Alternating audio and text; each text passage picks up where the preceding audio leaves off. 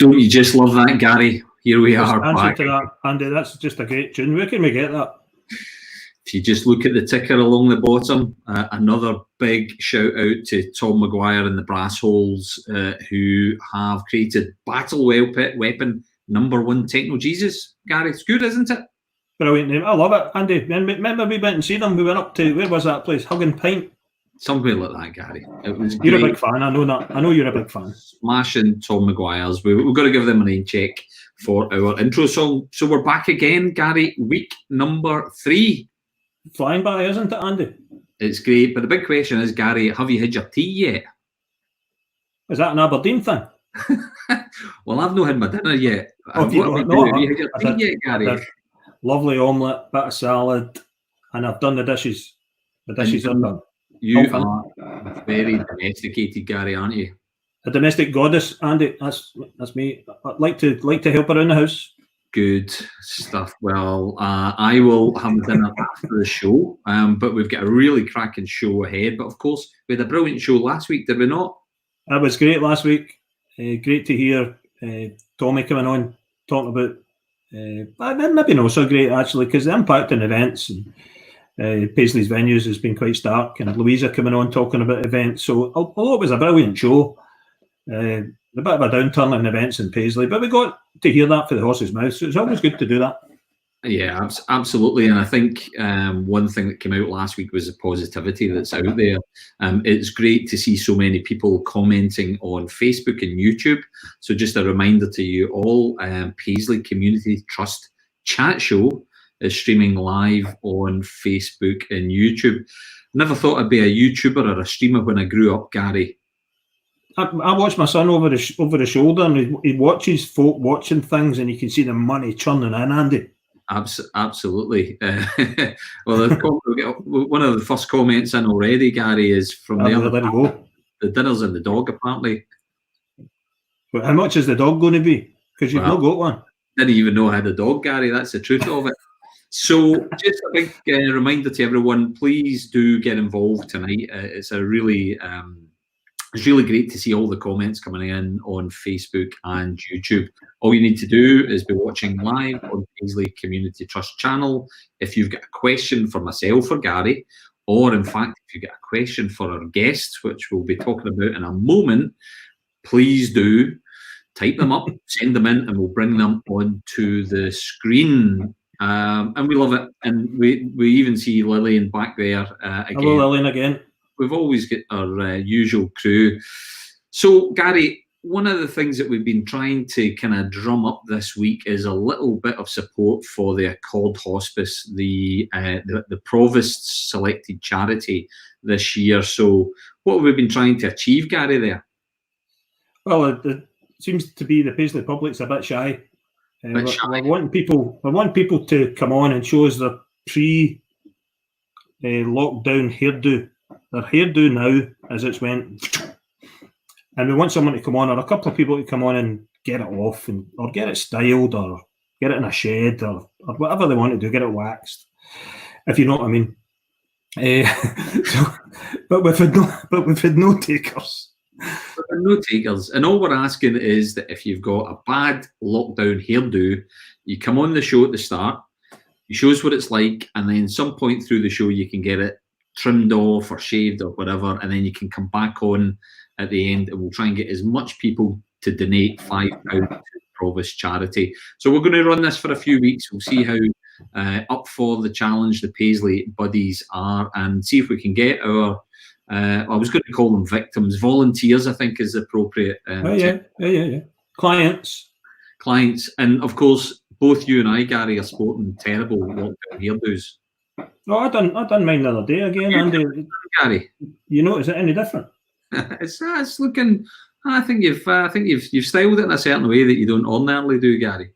No, I've done it. We'll maybe talk about it as we go on the shows, and maybe get a stylist on. Aye, we'll see what we can get on. Anyway, Gary, talking about the show, who have we got on tonight's show? I'm sure everyone's wanting to know.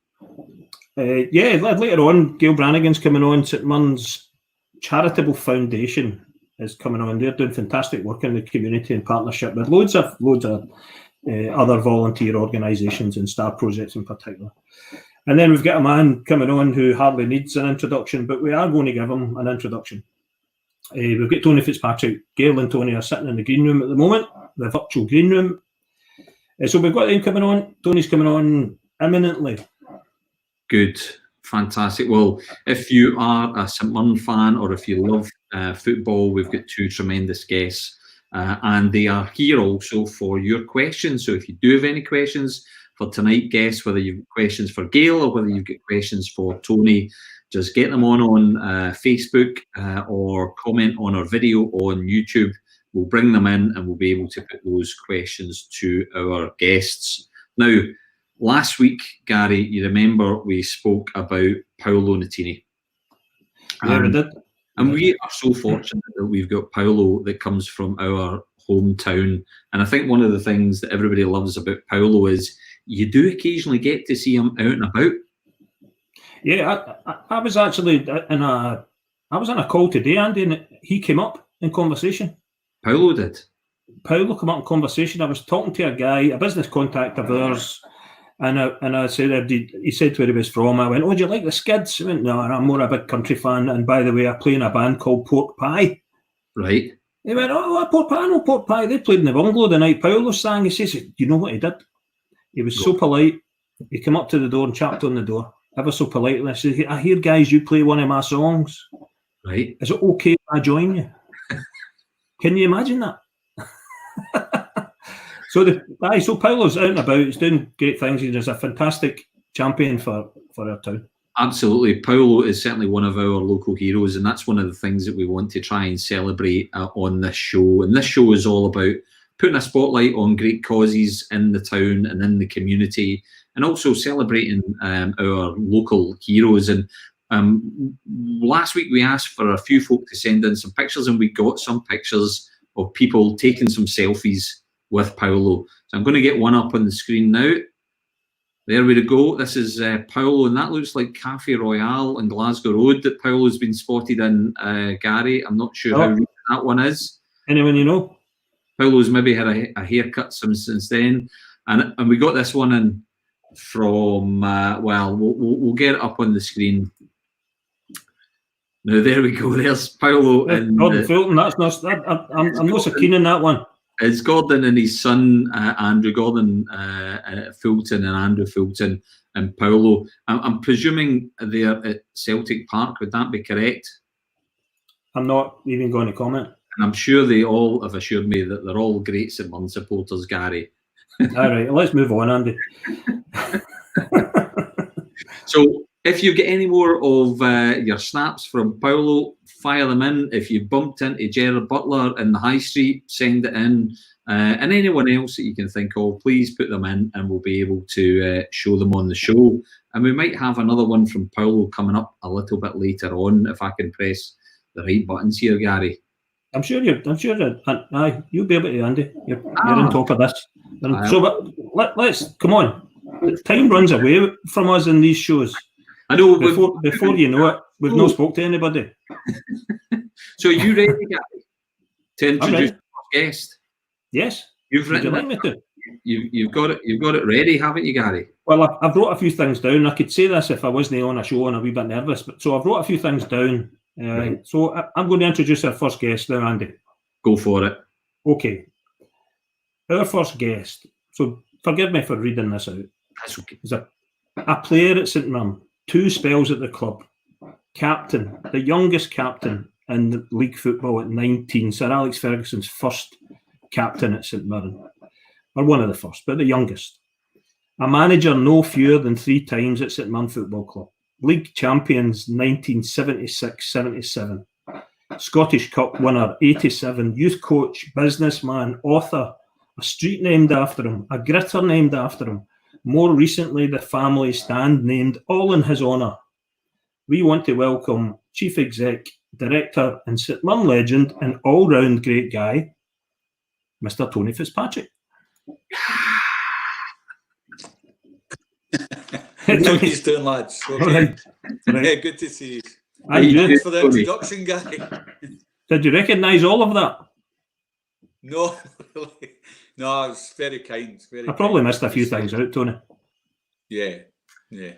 Tony, No many, but it's fantastic to have you on the show, Tony, and I think we're wrestling with new technology, but if anyone needed a massive round of applause for joining our show, it ought to be you, Tony. No, thanks, Andy. No, delighted to be on. And Tony, that's quite a list of titles and names and accomplishments. Looking back on all of that, Tony, how does that make you feel?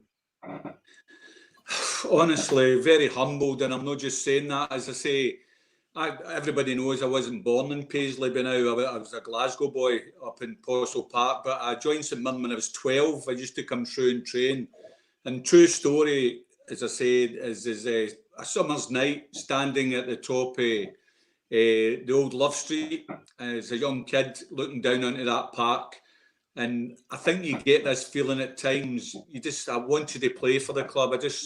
That was my ambition when I looked down. Used to train on Tuesday and Thursdays with Eddie McDonald, who used to take the training for the young players at that time.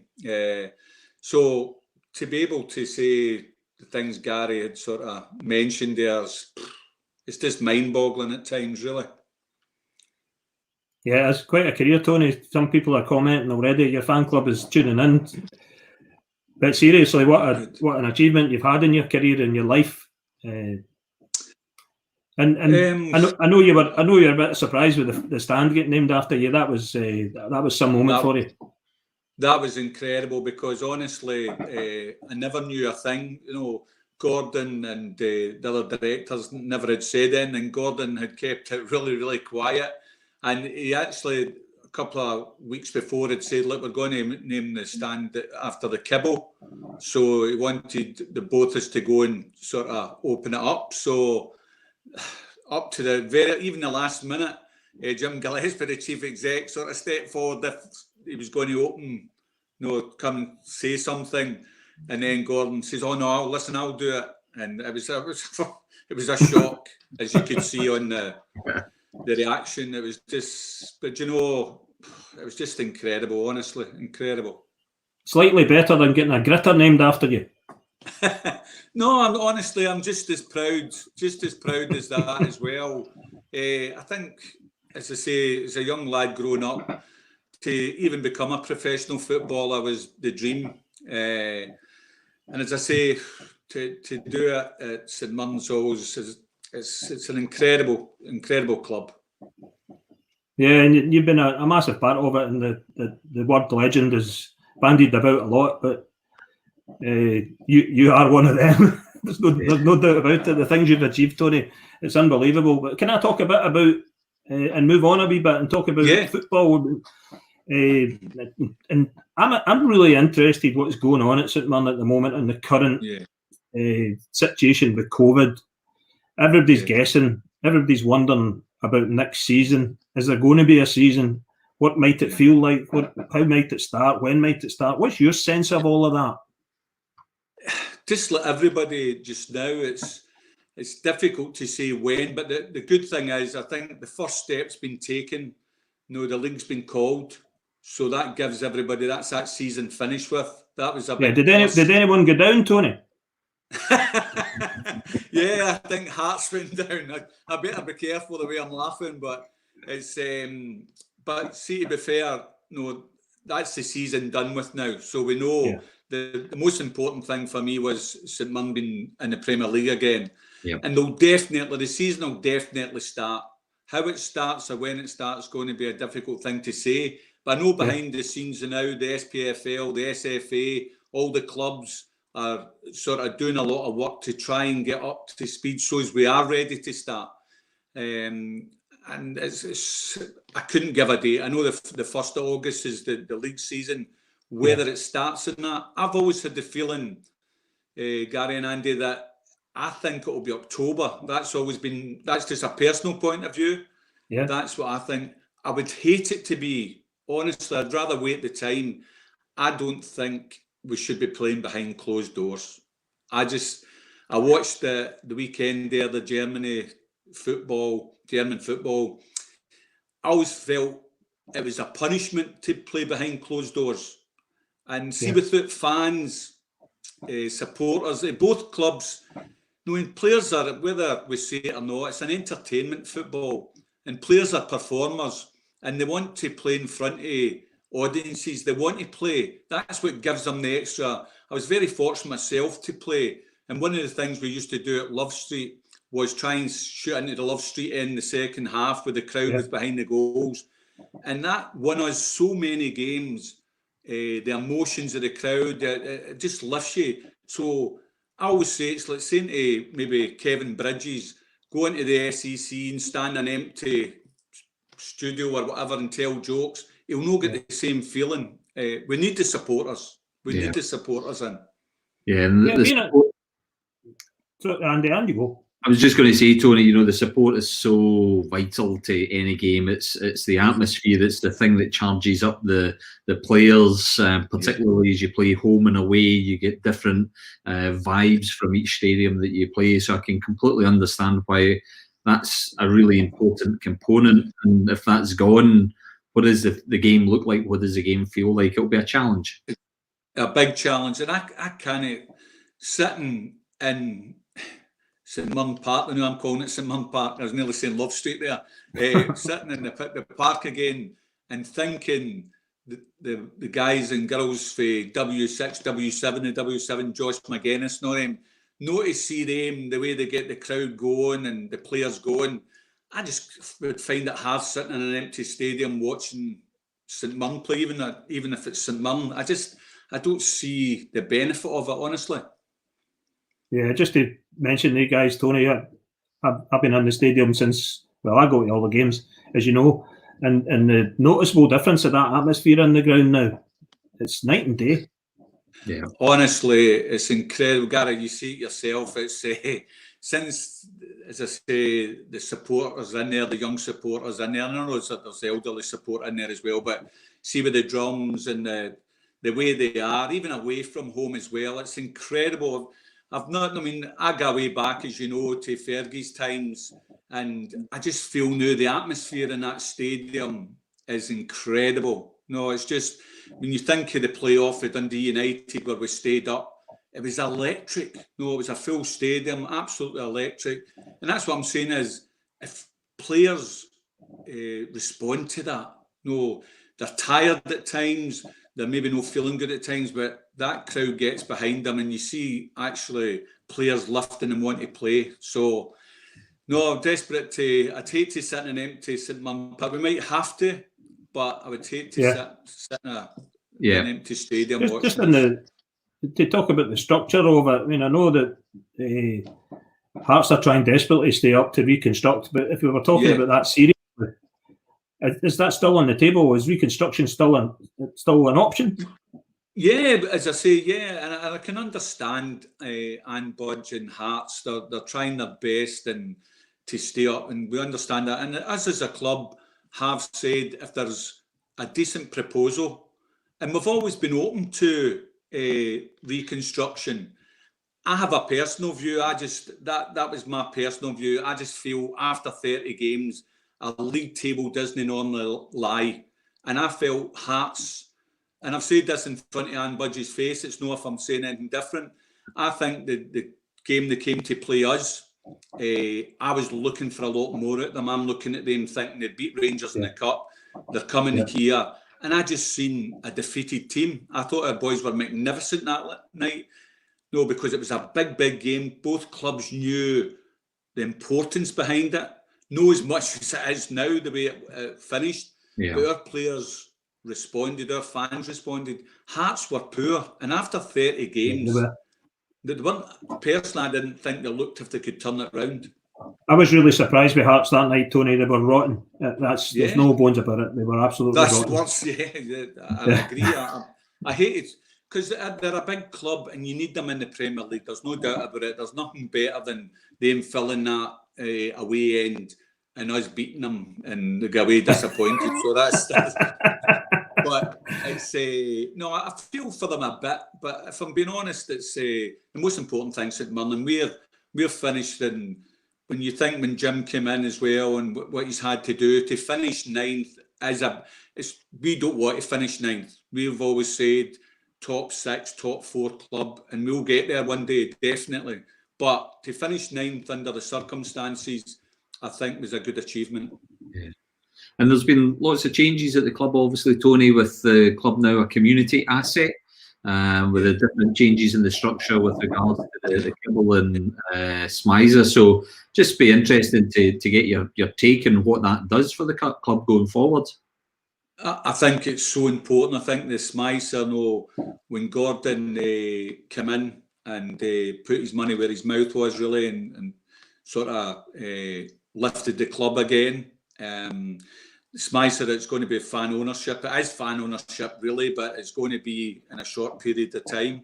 I think a massive thing for us, and I'm not just saying it, is where it was going to be 5 years' time or whatever, if as a football club, the supporters, we own it, we needed a commercial vehicle, we needed something in to sort of help us maintain, even take us forward. And I've got to say, Kibble have been absolutely magnificent. I've got to give Jim Gillespie and Mark McMillan, who the two are on the board now, but even just the resources what they've put in already, you can actually see the advertisements all about the town. I just feel all those simple things that's happening now as well, getting put into place. But it was just a pity what's happened. As I say, nobody would have expected this virus to do what it's done. Yeah. But going forward, I think it's an incredible partnership is going to be with Smizer and Kibble. When you think it's a major institution, two major institutions in Paisley getting together, there'll be a lot of clubs in Celtic, Rangers, them all will be jealous of that because for by Celtic and Rangers, probably most other clubs would snap up Kibble. And it's not just, listen, it's no money we're talking about here, it's expertise, it's the same values, all the same things which St Mirren's about, Kibble's the same. So I pinch myself at times because we'd have had to look for something, if we're being honest, to try and keep the club top half of the Premier League, and you couldn't have got a better partnership. So, Tony, you've kind of laid out a very positive picture going forward for the club over the next 5 years and beyond. But of course, as we look forward, we've got to kind of look back as well to the highlights and just the other day there, 33 years ago, Tony, a day that you will remember quite well. So I'm going to play a clip. Hopefully this broadcasts well, but let me play the clip, Tony. Okay. Goes to Ferguson. Great run by Ferguson here. Can he put it away out? Ian Ferguson. One chance in the game, and St Mirren are in the lead.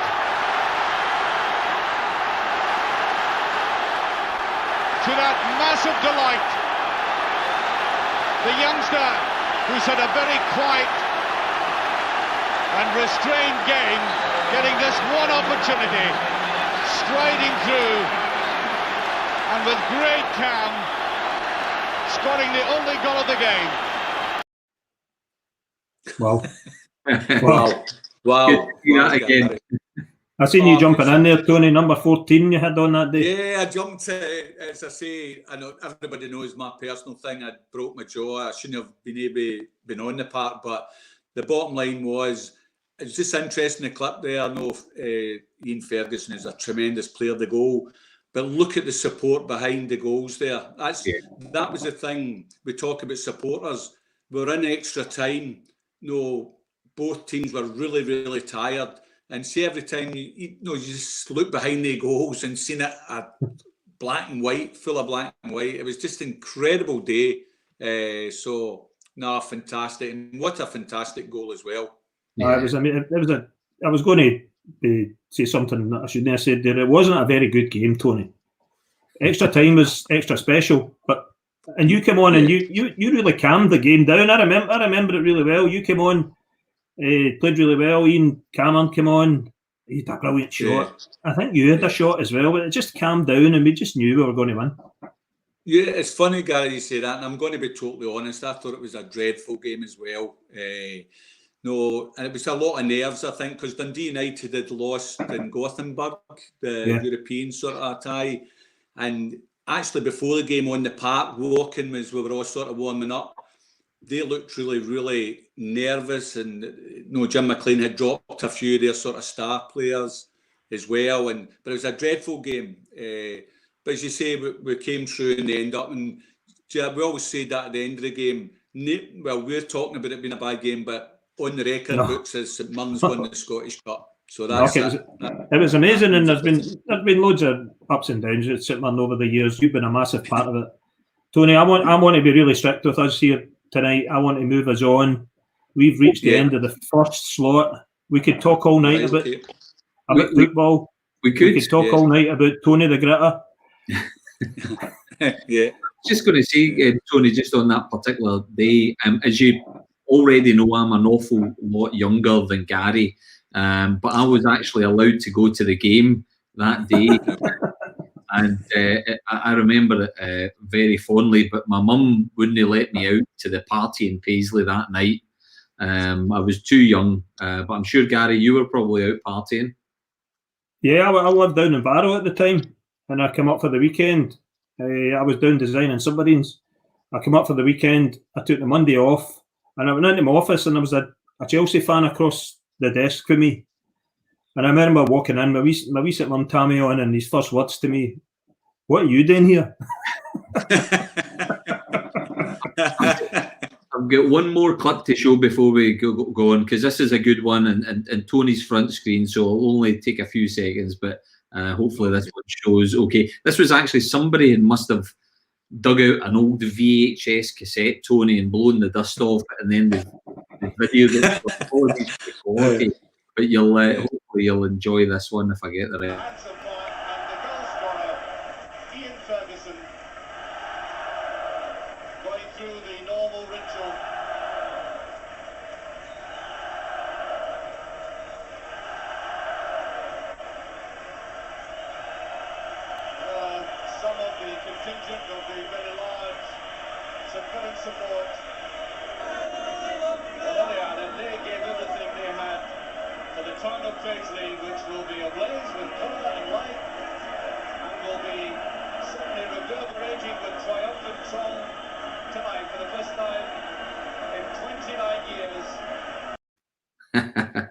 We could reel that all over again, couldn't we? You're getting me going, Andy. Great memories. Right, Gary. Right, we need to keep the time. Tony, you're hanging about. That was amazing. That was fantastic. Thank you for coming on. And I know you're going to hang around. Is that okay if you hang around? Yeah, we'll do. Yeah, but hang about. All right, Andy, you want to run a wee light-hearted thing at the moment, or are you going to do something else? For it, Gary, you sent us some of your personal pictures from your scrapbook, which I quite liked. I quite enjoyed this one. Tony paints the town. A Paisley painter. Loving the hair there, Tony, as well. And then we've got this one, obviously. Oh, brilliant. But you wanted this one up, Gary. Was this one of your favourites, Gary? I wanted to ask if there's anyone watching that might. Tony's in there somewhere.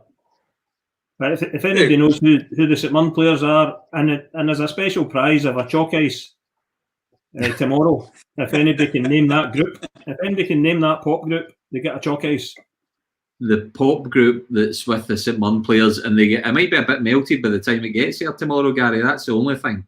That's a chance they'll have to take. Oh, right. So that's the competition. Name the pop group.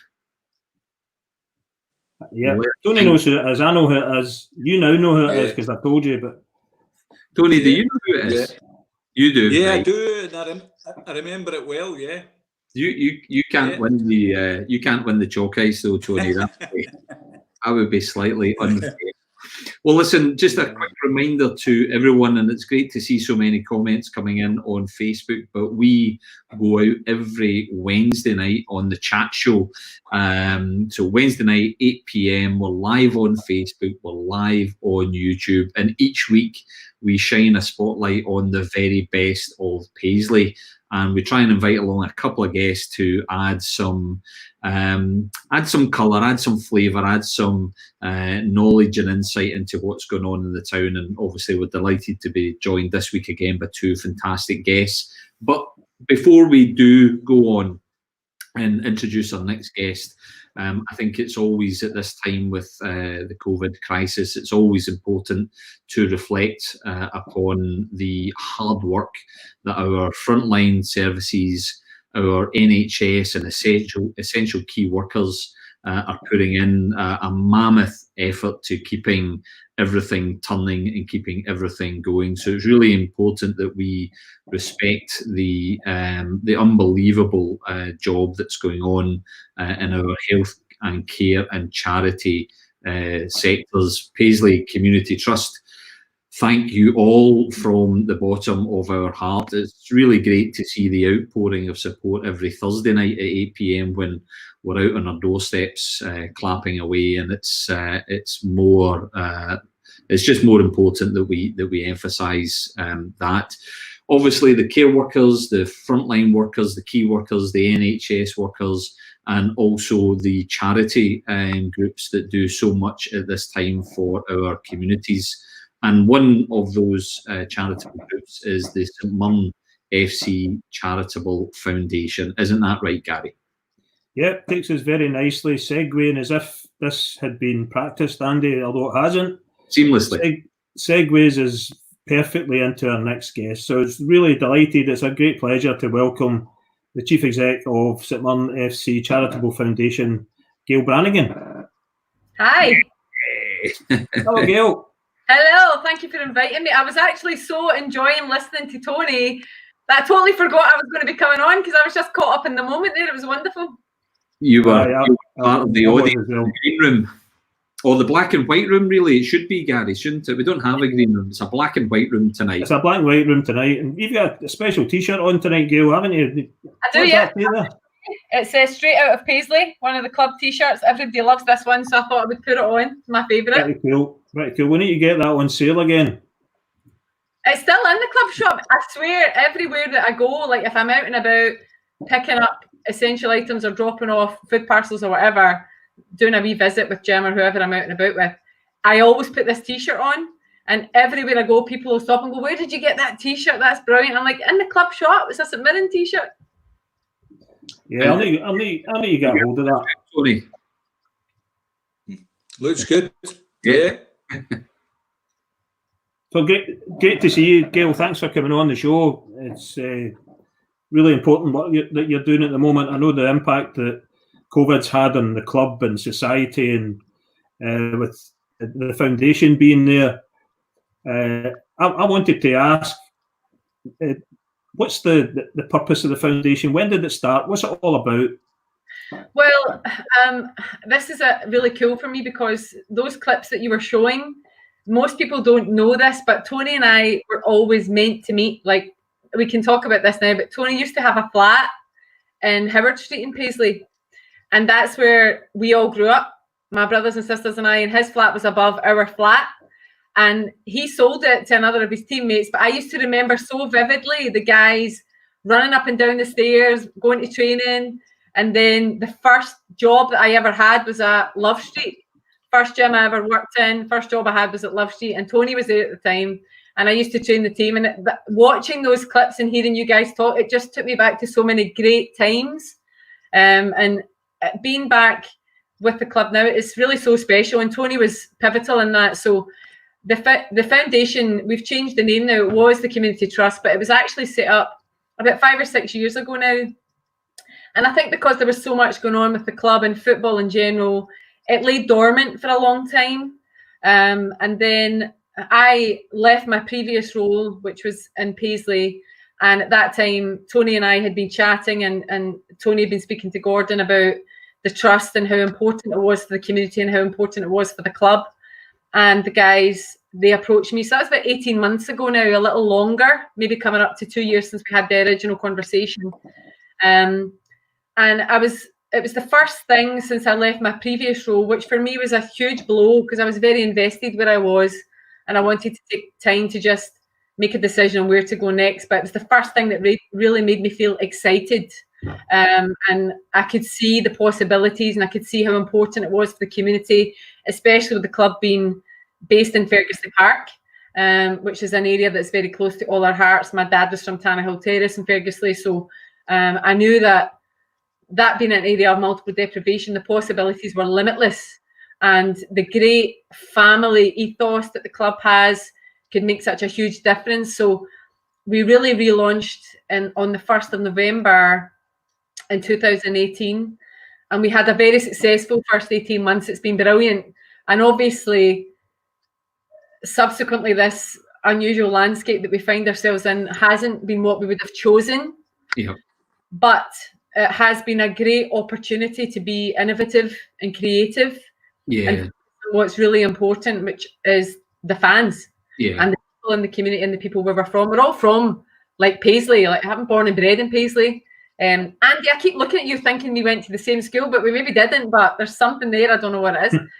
But like this community is so important, and this local authority. I've had many conversations with all of the other third sector partners who have worked in many other local authorities, and they all say the same thing. Renfrewshire is really special, and that's because there are so many pockets of deprivation. But people that are brought up like that and have that background genuinely give more, and they rally more in circumstances like this. So the past. You've mentioned exactly those circumstances that we're in right now, and we're all in the same situation. We're all having to try and figure out what's going on and how we all go about a new normal, if there's even such a thing as a new normal.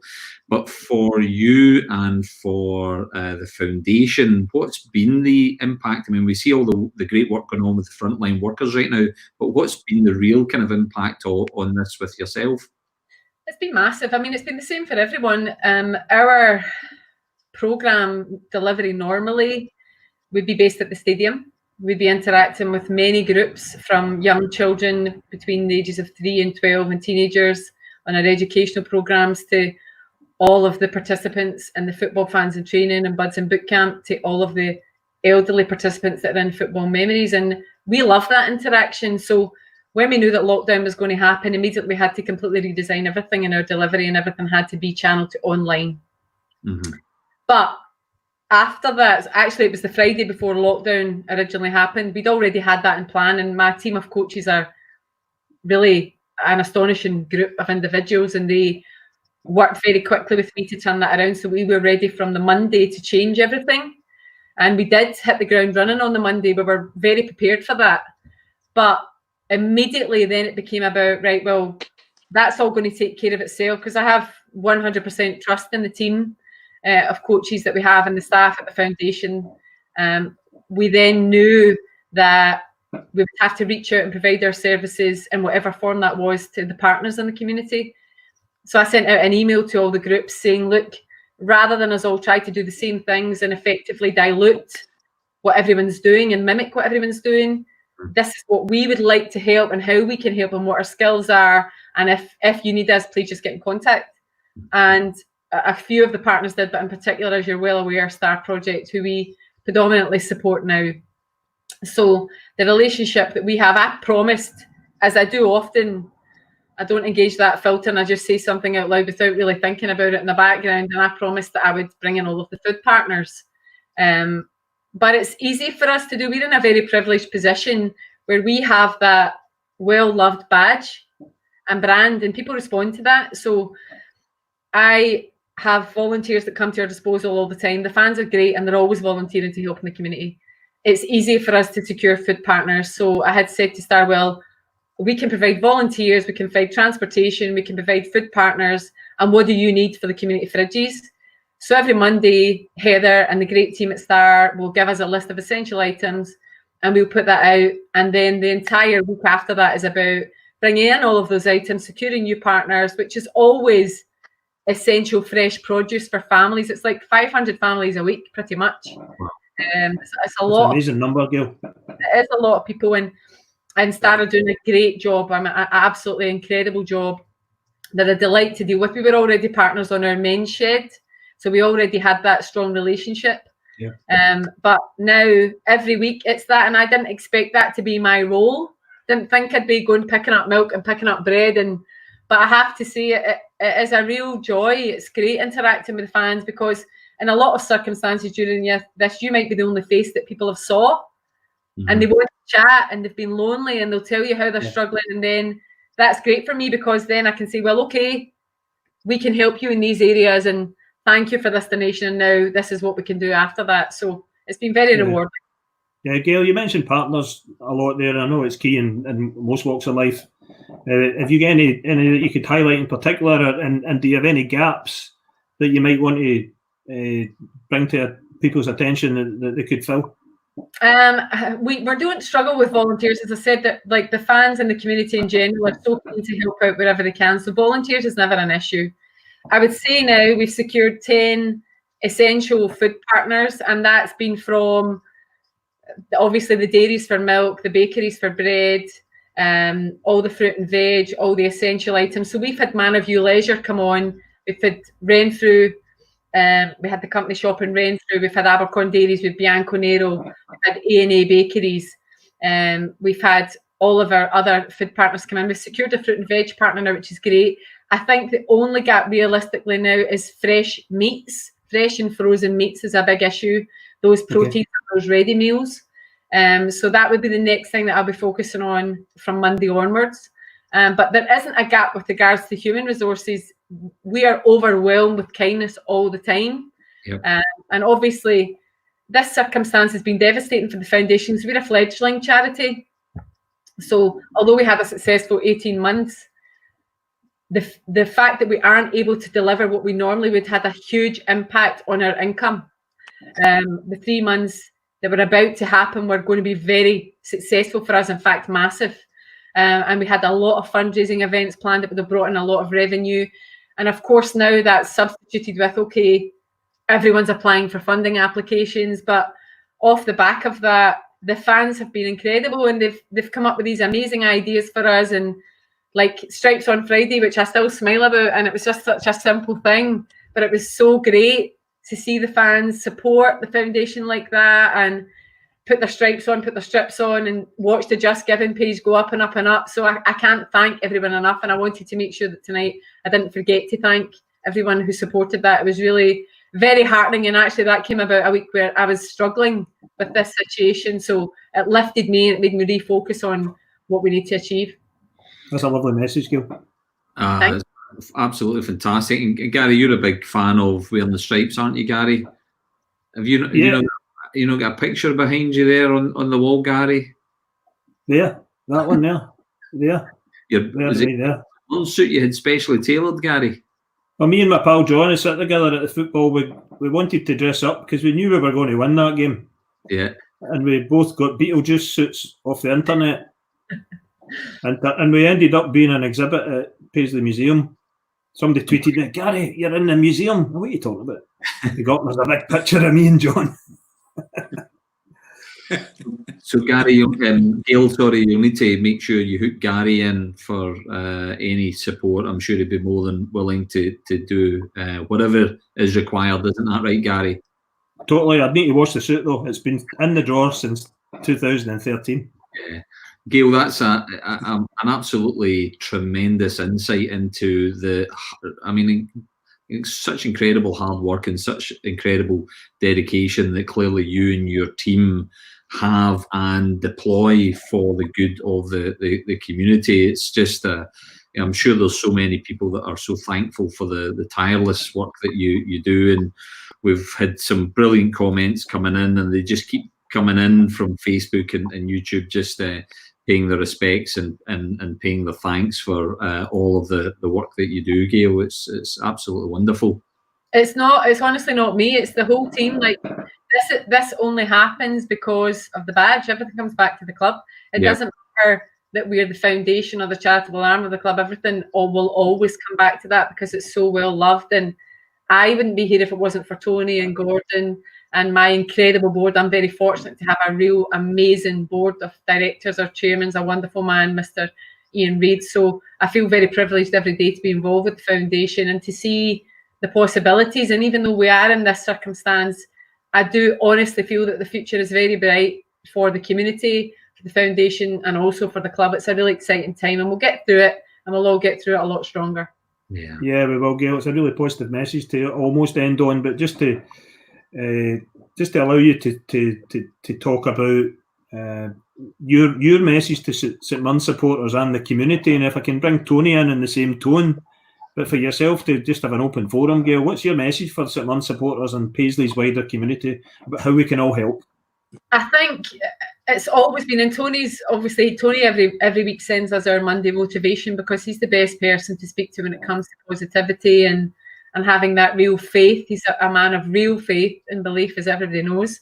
But I think if we can just say for everyone to genuinely just look out for each other and be kind and be supportive and be thoughtful, and remember when you're having that bad day, because it's a roller coaster, this, for everyone. You're okay 1 minute and the next minute you're not okay. And especially just now with it being Mental Health Awareness Month, that's all right. So if anybody needs that help, if they know someone that they clearly can see needs that help, they just have to let us know, and we're there, and we'll do our very best to make sure that we can provide some service and some assistance in any little way. Tony? How do you follow that up? But just as we say, we're all in it together, and we just got to get through this together, and we will. But just I would like to say as well, it was funny there, just coming up in your screen there, Jed McCabe, who we talk about partnerships as well, and who's done so much for St Mirren Football Club. I just had to mention him because of Inspire Sport, and I think you remember back, we talk about our community, but we've brought a lot of kids over from Ireland, both sides of the north and south of Ireland, who became great St Mirren supporters through guys like Jed. So it's not just the Renfrewshire community, we're actually bringing the Irish community over to us as well, which is fantastic. But no, we're in it together, and the old saying is, be in that number, which I love. Fantastic. Great message to finish on, Tony and Gail. It's really inspiring to speak to both of you. We could talk all night and all day, and when we bump into each other, Tony, and it's hard. It's a bit of Velcro. We just have a chat about football, and well, usually Gary, fantastic. when we bump into Tony and Gail's already name checked him, Bianco Nero. That's usually where we bump into Tony when we're in.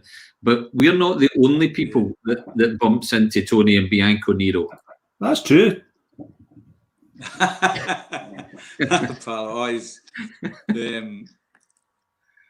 He's a fantastic boy. I just going back to when Gail was talking about in the old St Mirren, the complex, Paolo used to come along and we helped coach them. I know he ended up at Celtic supporter, but he's a Paisley lad as well. If I could just quickly, you're talking about the NHS and stuff like that, if I could put a wee call out for a special person in my life as well, as Antonia Costello, who is a paramedic, and to all the paramedics. Yeah, no, that's really vital, Tony, and hopefully the message will get out of our, indebtedness and appreciation for them all. I guess we're now at that time where we have to sadly say goodbye to our two fantastic guests. Gail Brannigan, it's been a real pleasure to have you on the show. The foundation is now well and truly in the map, and I'm sure you've put out a really great rallying call for people to come help and support and do what they can to put their shoulder to the wheel and help out with yourself. So Gail, thank you so much indeed. And Tony, Gary, I'll let you finish off with the introduction to the vote. Thanks for Tony. It's just a pleasure to speak to Tony about football. And as I said, we could talk all night. And as I was doing my research, but it wasn't research, I was going through my old scrapbooks last night, and it was all about Tony and Alex Ferguson, Derek Hislop, Billy Stark.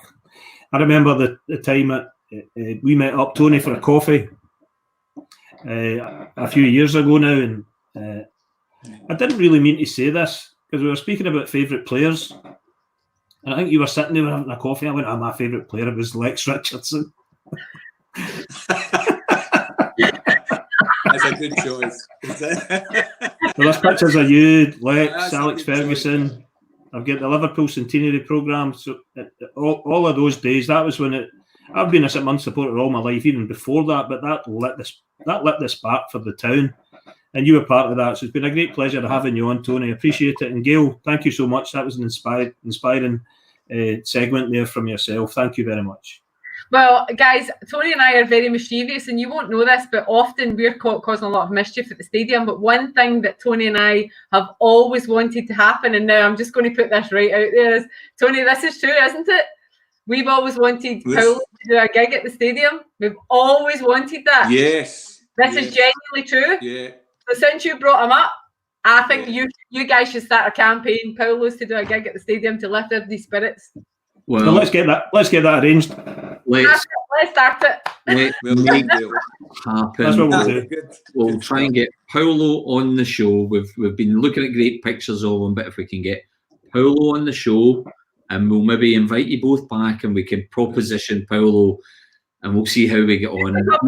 We'll just talk to him about music, but you can proposition. We'll see what comes of it.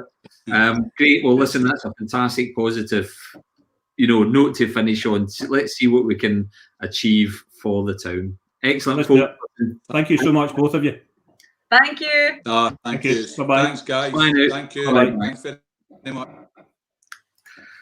It's always hard saying goodbye, Gary, isn't it? That was just the messages, Andy, are just so positive. I think that as we've been doing this, we started doing this, we didn't know what was going to happen, how it might flow. But every guest, and we're going to find it hard to beat each week as we go. Oh, I know. It's when you get calibre like that. But this is the thing about Paisley, and people talk about us being proud of the town, and both you and I, Gary, are born and raised in the town, and we chose to stay in Paisley. We might have had options to go elsewhere, but we've chosen to stay because we love the people, we love the town, and we love the potential, and we love the history, and we love the heritage. And why would you not try and do something good for your town? And it's great to see that we have so much support out there and so many great people. So all we can do is put a wee spotlight on it each week. And we see all the comments coming in on Facebook and YouTube. It's just brilliant. Andy, I don't know if you picked up on it, but Tony being an original boy from Glasgow, it's very natural, and it flows out of his conversation that he talks about we. Yeah. When he talks about Paisley and St Mirren, it's a we at every turn, and it's every word he says is positive. Yeah. It's hard to believe the career he's had and the inspiration that he gives to others. I think I had Tony Fitzpatrick on a Panini sticker once. I can't remember if it was a doubler and I swapped him or not. You get Panini stickers because you were down the posh end of the street. Oh, what did you get, Gary? Did you Scrapbook? Oh, out the Paisley Daily Express and the Times and every paper I could find. Aye, we used to go to Tommy's round the corner, and you get your Panini stickers and collect a book. My brother, I think, has got a whole range of them completely intact. Every single one. He'll have Frank McAvenny and Campbell Money and Jimmy Bowen and Tony Fitzpatrick will be in there as well. I'm sure he'll have every one of them, Gary. Yeah, and the pictures I've got in my scrapbook, it's something else. I picked up an old programme from it was 1977-78, and the programme was the Player of the Year grand show, and it was at Paisley Town Hall, and Johnny Beattie was the compere. Johnny Beattie, I think Johnny Beattie. Now you see it, now you don't. Now you see it, now you don't. I was going to say think of a number, but that's... so Johnny Beattie was the compere, and at that time, Tony was in the World Cup squad to go to Argentina. Yeah. And I think it was Tony and Frank McGarvey were in the squad. Aye. And there was two players to be cut from the squad. And it was Tony and Frank. Yeah, it must have been gutting for the guys. But at that time, St Mirren was the team, and we'll get Tony on again. We'll get Gail on again because there's loads more to talk about. Now we did some planning the other day, Gary, did we not? Yeah. Our weeks coming up and who we've got coming on the show. I think we've got the next 8 weeks planned out, did we not? Yeah, I think I've made a wee bit of a mess of one of the dates. All right. As you know, we've been talking about having a small shot spectacular and a very special small shot show leading up to small shot. So I looked at the diary and went, it's the week before the first Saturday in July. 24th of July is not the week before the first Saturday in July. It's the week before the first day in July. So I think we need to switch that about. But that's the news. Planning very far ahead. We've got guests lined up for a small shot special. Fantastic. And guests in every week. We've got really special guests coming up. Is there a big drum likely to feature, Gary? Do we know? There's nobody for the drum. No, nobody for the drum. So it's all about Paisley. Turning our attention to next week, Gary. A couple of things. So clearly, just a shout out again for Lorraine Cameron, or Provost Lorraine Cameron's charity, the Accord Hospice. Everyone in Paisley, I'm sure, will be familiar with the amazing work that the Accord Hospice does, the very challenging services that they provide, and how important that is for the families within the town and further afield. And as a charity, fundraising is central to the Accord, and we want to support Provost Lorraine Cameron. We want to support the Accord Hospice. So we're looking for volunteers. We're looking for you to come on and lose your locks. We'll be putting a post out on Paisley Community Trust Facebook page. So if you're up for the challenge and you want to get rid of your bad hair that you've been showing since lockdown, now is your opportunity. And hopefully we can do that with a small donation from as many people as possible to Accord. It will make such an important difference. So that's going to be a continual theme until we finally get a few folk to come up, Gary, isn't it? I think we need to keep going, Andy. When there'll be people out there growing their hair now, I think a couple of weeks. I'll go on a couple of weeks. A couple of weeks. Well, we're getting lots of folk on. And Gary, the truth is that you and I would do it if we had hair to shave. Someone came on earlier and challenged us to grow it. I spotted that. I think that's we end up looking at Max Wall. Remember that guy had the hair kind of hanging down, and So that's going to feature for next week. Keep sending in your pictures, but guests, Gary, who are our guests next week? Next week, straight into the community, directly into the community. We've got John McIntyre on next week. John's a community champion and organiser in Fergusley Park. There's no one better to defend Fergusley Park and tell Fergusley Park's story. So we've invited John on. So we're having a chat about Fergusley. And right up to speed with youth work and modern technology and STEM work. We've got Claire McGinley on, who's the Youth and Programme Coordinator at the YMCA Makerspace in Paisley. Massive departure, I would imagine, for the way that the YMCA feels as an organisation. Yep. So the team at the Makerspace have grabbed modern technology and they've put the youth into it, and they've created this amazing space in Paisley. So Claire's coming on. We're going to have a talk about that. Fantastic. And I think also the stuff that they do at the YMCA, it's fairly broad, because what they do is, we'll hear more about it next week, they target those young people interested in various different subjects, including coding. And when you're thinking about some of the important skills for our young people that are coming down the line, the ability to be able to code is more and more important. So it's great to see them embracing that type of activity and work as well. So it should be a great show. So just as a reminder to everyone, we broadcast live every Wednesday, 8 p.m. and you can watch us on the Paisley Community Trust Facebook page, and you can also watch us live on YouTube. Now, here's the challenge. We've got a lot of followers on Facebook. We don't have many followers yet on YouTube. So I'd like you all, if you have access, to go into YouTube, search for Paisley Community Trust. You'll find our pages, and if you could like and subscribe. That would be brilliant. Yeah. So we need to end the time, Andy, but we had a wee teaser earlier. Oh, the group, Gary. I nearly forgot about that. Yeah. There we go. Now, I'm going to see if I can name the players. So from left to right, so the players in the back. So left-hand side, we've got Derek Hislop, Robert Torrance, Ian Munro, Tony Fitzpatrick, Billy Abercrombie, and Frank McGarvey. Oh. So that must have been around about 78, 79. That must have been, maybe even 1980. Fantastic. And the group? Well, nobody's guessed it, Gary. Well, everyone will be looking it up now. It's a group called Osibisa. Osibisa. And I was chatting to Tony offline earlier today, and he said to me, this is a bombshell. He chose football, but they asked him to be their lead singer and head off to Africa with them. Tony could have been decided to stay with the buddies. I tell you what, Gary, there's some cracking hairdos in that picture. The 70s are right for it. Brilliant. Well, listen, folks, we have sadly came to the end of another Paisley Community Trust chat show.